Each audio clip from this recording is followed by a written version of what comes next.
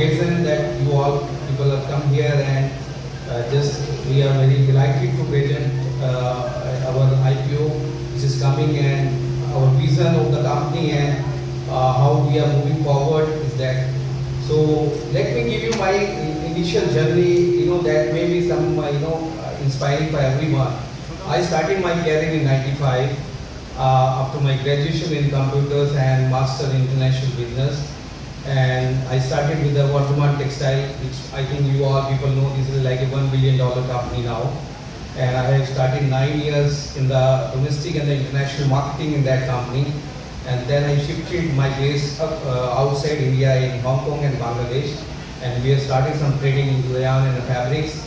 And that time we come across, a lot of garment producers and the brand, and we came across the whole supply chain. And from where, we get the expertise into this whole industry, and that gives us a vision for the future. Then in 2018, we are back in India, and 2020, we have started the Cedaar, and it is a joint company we have taken as an asset base from the Kothari Group, which is, they have asset near Ludhiana, which is a 48 acre of land, 800,000 square feet of production, warehousing, and residential facility, where 600 workers and 100 staff can stay with the family. So that setup we have taken, and from there the journey of Cedaar started. Me, myself, and Mr. Goyal and Mr. Manappa, we started this company, and we all have the more than 30 to 35 years of experience in the textiles, from yarn, from fiber, from fabrics, the garment, and the brand. Like we already have another company, sister company, which are already making the garments for Mark and Spencer, for Decathlon, and H&M and Zara. So going forward, our vision is also that we have to go into the vertical segment. We have established ourselves with our experience into the spinning and the dyeing, and we are now moving forward into the vertical forward integration into the fabric and forward into the garment in coming days. So that's our vision, and that's the way we want to move forward, and that's it. We've taken some, internal challenge that maybe next 4 or 5 years we'll try how fast we can move organically into this industry with our expertise and high-end product also. But we as a company only focusing on the value-added products and the specialized products, and our niche market and niche product have the consultation on customization of the products. Because in the normal industry they are working on the normal sales, the stock basis. But in our case we are working more on the customized and the buyer's requirement based orders, and also the niche segment. So that's why we are little different than the others in respect to that. You are selling to weavers, right? No, we are selling more into the knitting segment, and like sweaters and also protective wear for the we will do for the spring garden, and further going to the fabrics, which is also going for the big segment especially, and we are mostly 80% on the big segment. Very versatile product. We are focusing 60% on the domestic market and 40% on the export market. Where are you exporting? We are exporting to Bangladesh, to Turkey, to Morocco, to Egypt, to Peru, so South Africa, Kenya, like versatile into the many markets where there is an end user requirement. The product which we are launched, it is a very high segment product, and still in Indian market very few players are making this type of the fabric and that type of garments. This is more into the the new generation, going into the yoga, gym, and the comfort wear. This is nylon spandex. Still the the Indian, whatever the brands are there, they are not focusing on this high-end type of product, and there is a gap in the market. And that is our one focus, and we want to add something. This is not simple laundry. This is a seamless. Normally the market, you see the laundry with a seam. So this product is seamless. So, and there are only 2 or 3 producers in whole India. The future lies in the seamless. So particularly when you buy the active wear, you don't want an uncomfort heat. That is the beauty of this product. Already there are three more players who will see this kind of project. Yes, but more of there is a demand looking because they are mostly in export. In domestic market there is a very few players, and the volume is not great. So there is a huge opportunity. It is a beginning in this sector. Also, you are doing great in launching the sports brand also in that. No, if you talk sports brand, seamless. That's it. That's it. So our focus is seamless. So that will also do sportswear also. Yes. You can see this comes under the picture what we have shown. It comes under sportswear and activewear and lingerie. Actually, it is a more of a gym product. And second segment, what we are focusing is undergarment. Are you looking to Indian market or export? Currently, though we are brand in Indian market, not trying to build a brand in export, but definitely once the volume will grow, we can think of export. But currently, brand building is with Indian market. Numbers and what is the capacity utilization?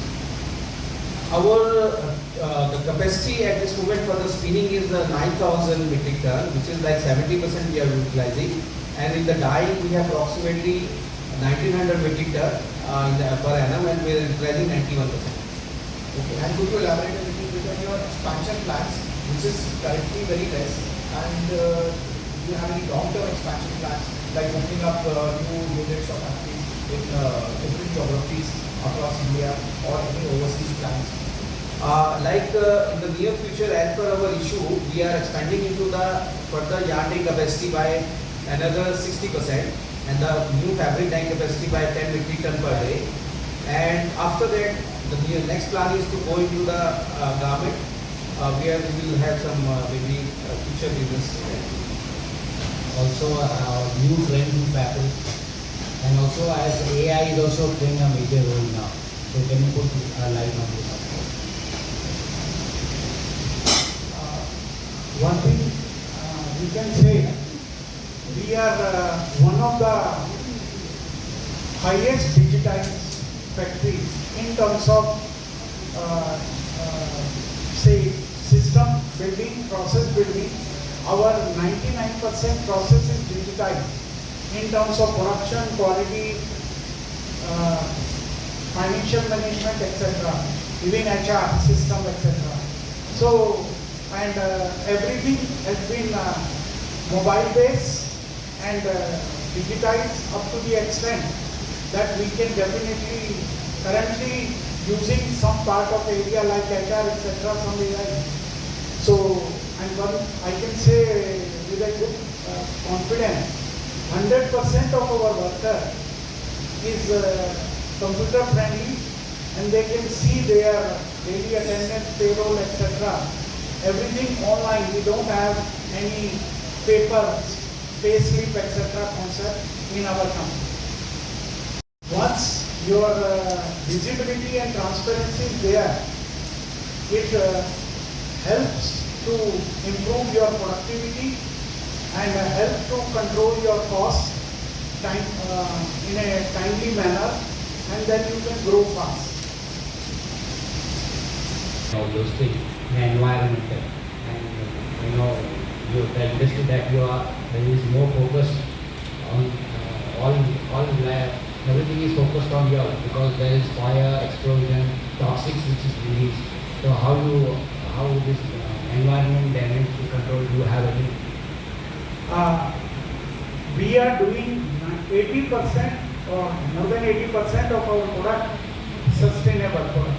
Like for example, the polyester we are using, it is 99% coming from this PET bottles.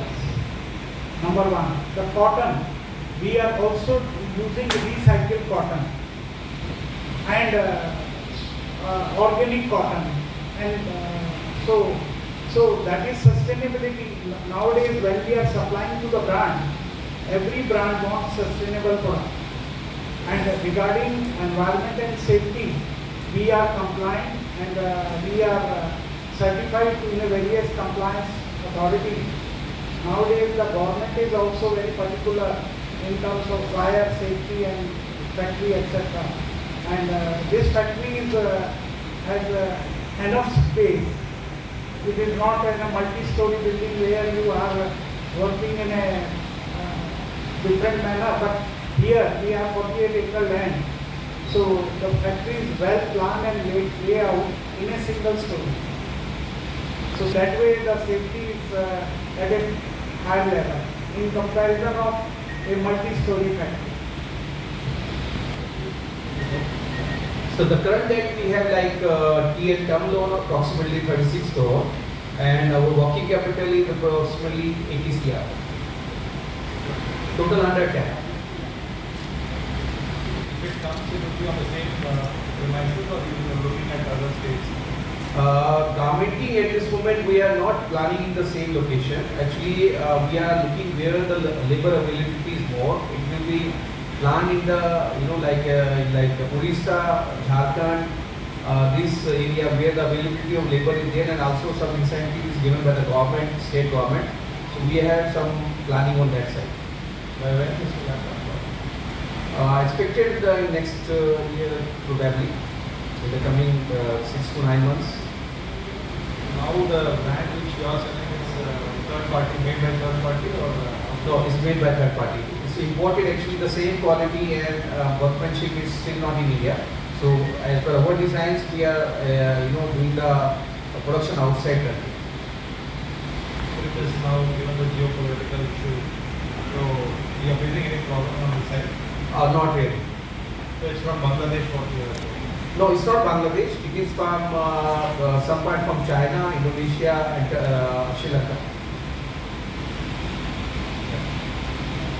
Just mentioned one of our sister, another partner company is making that is in backward actually there is our own trademark and. So how much you depend on product from China? You mentioned China and all. So what are other players? The textile industry still, if we can, see the China is still $180 billion they're exporting. We are in India only 30 to 40 billion. Still, we are importing as a country 120 billion from China. So we cannot ignore, the other countries have better facilities and quality. Still, we are growing in that sector, but still it is taking a long way for us to come to that level.